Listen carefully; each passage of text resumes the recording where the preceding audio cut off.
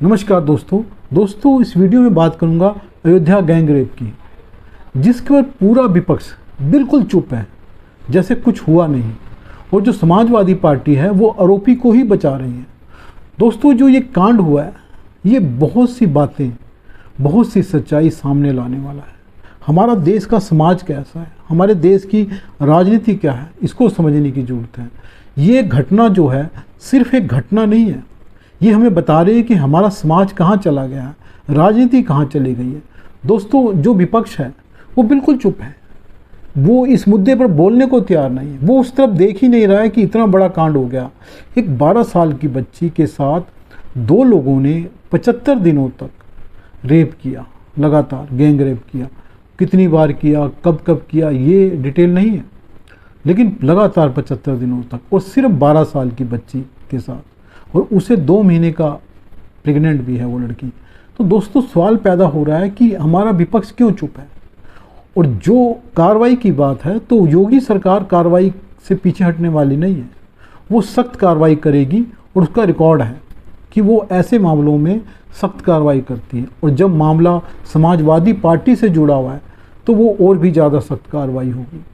तो उन्होंने जो आरोपी है मोहित खान, उसके जो बेकरी है जहाँ पे ये कांड हुआ था उसको गिरा दिया, और उसकी दूसरी भी जो इलीगल प्रॉपर्टीज़ हैं उनको भी कब्जा किया जा रहा है गवर्नमेंट के द्वारा और गिराया जा रहा है, और उसके साथियों के खिलाफ भी कार्रवाई हो रही है।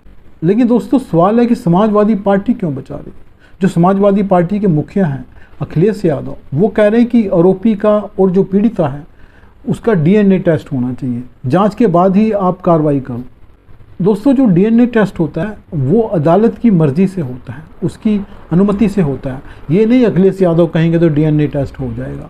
और DNA टेस्ट तो पुलिस करवाएगी, वो अपने मुकदमे को मजबूत करने के लिए DNA टेस्ट करवाएगी। लेकिन ये कहना कि DNA टेस्ट के बाद आप कार्रवाई करो, ये कहाँ का इंसाफ है। एक लड़की है जो 12 साल की है, उसके पेट में एक बच्चा है उन आरोपियों का, और उसके साथ 75 दिनों तक गैंग रेप किया गया। वो बयान दे रही है, उसकी माँ का भी बयान है, और ये कह रहे हैं कि कार्रवाई उसके बाद होनी चाहिए, DNA टेस्ट के बाद। जो शिवपाल यादव हैं, जो इनके चाचा हैं, वो कह रहे हैं कि नार्को टेस्ट होना चाहिए दोनों का। दोस्तों, हैरानी की बात है कि 12 साल की बच्ची का नार्को टेस्ट नहीं हो सकता। नार्को टेस्ट का मतलब ये नेता नहीं जानता। इतना सीरियस नेता होकर जो अखिलेश यादव का चाचा है शिवपाल यादव, वो कह रहा है कि नार्को टेस्ट करो। भाई, आरोपी का तो हो सकता है, लेकिन उस बच्ची का, 12 साल की बच्ची का हो सकता है। इतनी समझ तो होनी चाहिए। लेकिन क्योंकि वो अंधे हो गए हैं उस आदमी को बचाने के लिए, उस नेता को बचाने के लिए जो उनका नेता है, क्योंकि वो मुस्लिम नेता है, और उनको डर है कि अगर इसके खिलाफ हम कुछ भी बोलेंगे, इसको बचाने की कोशिश नहीं करेंगे, तो मुस्लिम समुदाय नाराज़ हो जाएगा। मतलब ये कहना है कि एक आरोपी, गैंग आरोपी के जो धर्म वाले हैं, वो उसको बचाने की कोशिश करेंगे, वो नहीं चाहते कि उसके खिलाफ कार्रवाई हो। तो दोस्तों, अगर गैंग रेप किसी भी धर्म का आदमी करे तो उसको बचाया क्यों जाना चाहिए, या कोई भी अपराधी हो उसको सिर्फ धर्म के आधार पर नहीं बचाया जा सकता। ये पार्टियां इसलिए उसके खिलाफ कार्रवाई की बात नहीं कर रही हैं क्योंकि वो मुस्लिम नेता है, और इनको डर है कि अगर उसके खिलाफ कार्रवाई की बात करेंगे तो मुस्लिम वोट हमारा खिसक जाएगा, मुस्लिम वोट नहीं देंगे। तो दोस्तों, बहुत बड़ा ये सवाल है कि मुस्लिम जो हैं अपराधियों के साथ खड़े होते हैं। ये विपक्ष कह रहा है, मैं नहीं कह रहा हूँ।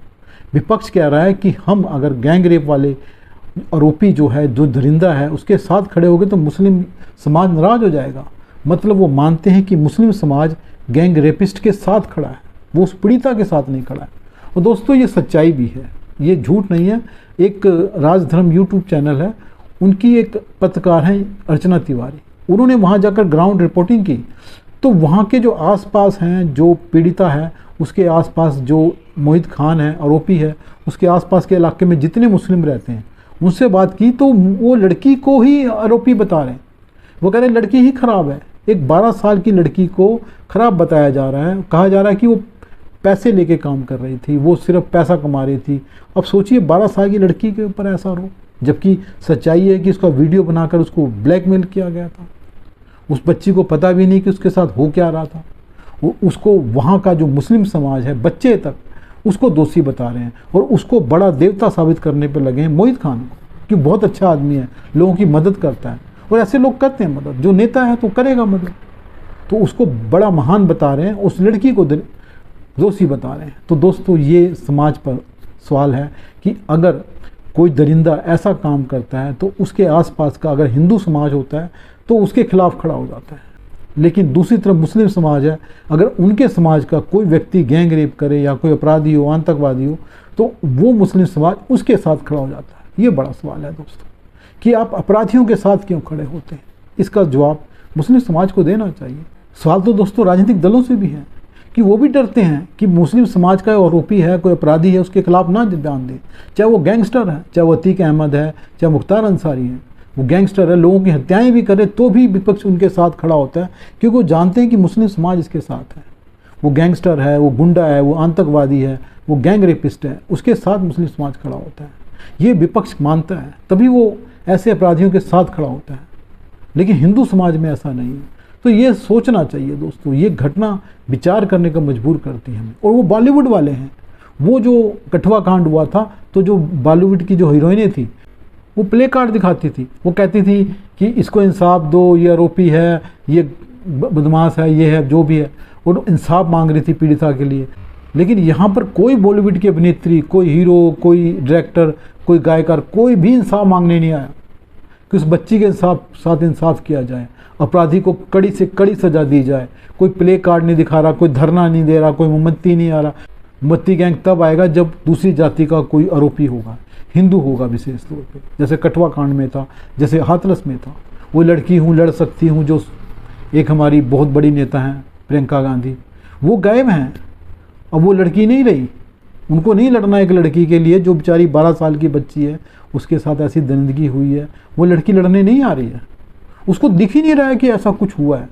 उसको दिखता है जब हाथरस होता है, वो सूंघती सूंघती पहुंच जाती है, वो वहाँ पहुंच जाती है कठुआ में, लेकिन उसको वहाँ नहीं दिख रहा है। पूरे यूपी में चिल्ला रही थी मैं लड़की हूँ लड़ सकती हूँ। भाई लड़की कहाँ गई, अब क्यों नहीं लड़ने आ रही है? वो आरोपी जो इतना खतरनाक है, जिसने 75 दिनों तक 12 साल की बच्ची के साथ ये कांड किया, वो अपने नौकर को भी साथ में रखा, और वो उस लड़की को धमकाने की कोशिश की गई, उसके परिवार को समझौता कराने की कोशिश की गई। आज भी धमकाया जा रहा है उसको कि मामला पीछे ले लो, हटा लो। अगर भाई आरोपी नहीं हो आप, तो मामला क्यों बंद करवाने की बात कर रहे हो? तो दोस्तों बहुत बड़े सवाल है, विपक्ष के सवाल है, बॉलीवुड वालों से सवाल है, और ये मीडिया वाला है जो चिल्लाते रहते हैं ये हो गया वो हो गया, दिन रात एक कांड को लेकर चलाते रहते हैं, लेकिन इस मामले पर इतना नहीं हुआ। तो दोस्तों बहुत बड़ा सवाल है, इस पर विचार करने की ज़रूरत है कि हमारा समाज, हमारी राजनीति कहाँ आ गई है। दोस्तों वीडियो देखने के लिए धन्यवाद। वीडियो पर आपकी क्या राय है आप मुझे कमेंट बॉक्स में बता सकते हैं। अगर दोस्तों वीडियो पसंद आए तो उसको लाइक करें, चैनल को सब्सक्राइब करें। धन्यवाद दोस्तों।